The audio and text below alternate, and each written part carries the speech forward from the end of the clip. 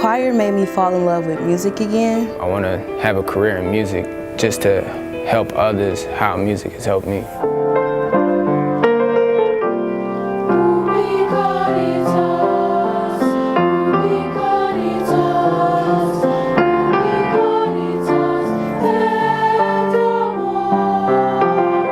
My day usually starts at home on the day before school begins.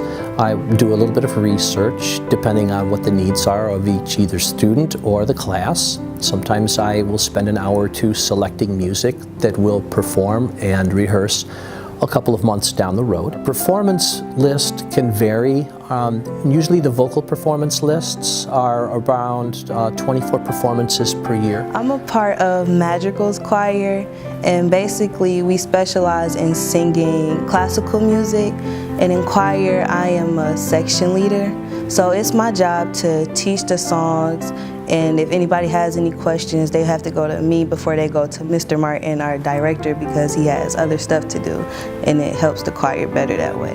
My role, I'd say, is probably more in the role of a student leader. Since I've been here since freshman year, we'll help out the younger students who are just learning, and there are just smaller things. They might not understand how to read the music, what parts they're singing, and how fast or slow they need to go for certain parts. So I'll just help in that department. Typical day would be just coming in, warming up with a little bit of scales maybe. Then we'll go through with the lesson, maybe work on music theory, things like that.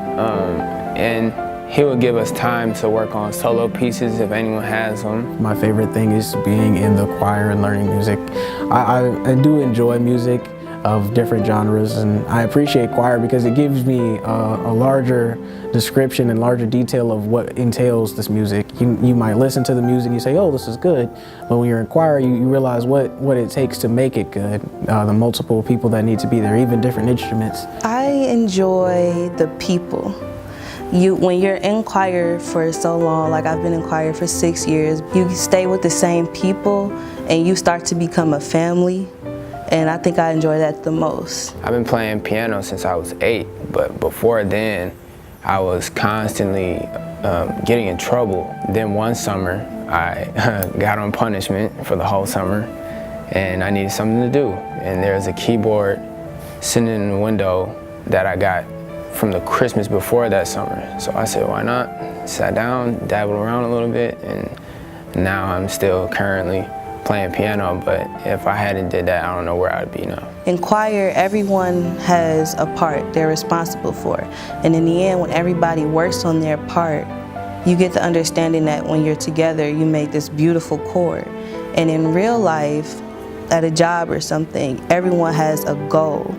And choir has taught me that you do your part, but you work with everyone else to make sure you attain that goal. I learned discipline through piano. I've learned being a risk taker, being able to pay attention to vivid detail. And it gave me confidence. It helped me to be more open to doing things. Personal speaking wise, I can now speak a lot better in large groups without fiddling over words and such. I like to tell my students, you can't cheat in music. You either know it or you don't, and that really gets them motivated to be good critical thinkers, to be really acute listeners, but also to seek methods to achieve excellence in what they're doing.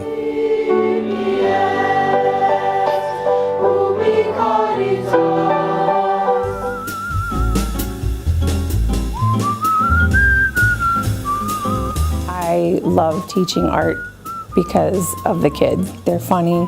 They keep you on your toes.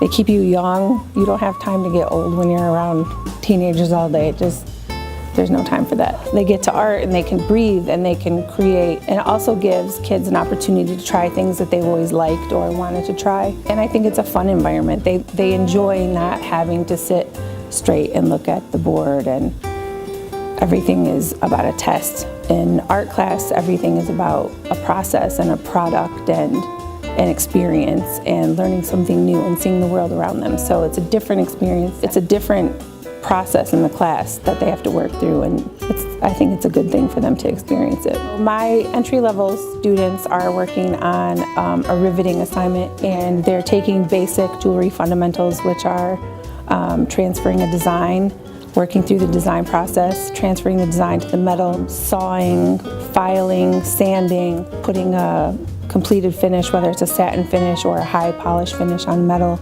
and then joining them together using a cold connection, which is a rivet. And they're focusing on using positive and negative space in a piece that is working through the concept of transition, but in a more personal way, what that word transition means to them. They had to really be reflective when they were designing their piece, because each person's piece is a representation of themselves. I also teach ceramics 1 and 2, which I kind of am a three-dimensional buff. I like all of the 3D things, but I also can teach painting and drawing, and we offer courses in that.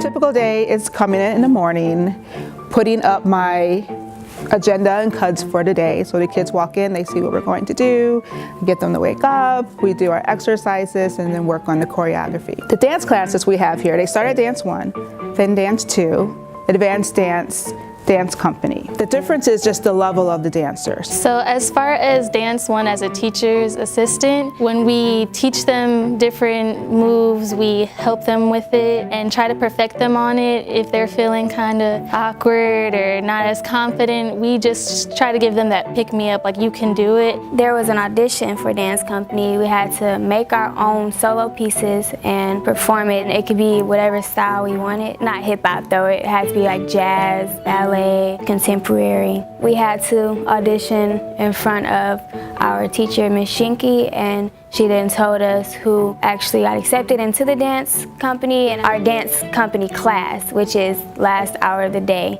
So everyone who made that company had that class. In dance company, we do warm-ups and bell work, but then we work on our own separate choreographies that we're doing for the dance concert.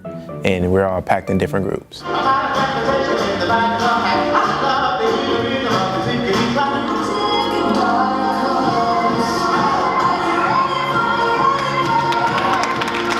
I've actually been dancing since I was 3 years old. Dance has definitely changed my life in a positive way. If I ever have something on my chest or something on my mind, I can always get rid of that through dance. I feel like dance creates more of a positive environment for me. It gives me like a source of freedom and to do what I love. I've been through a lot, so sometimes my mood can just change and from being in that bad place.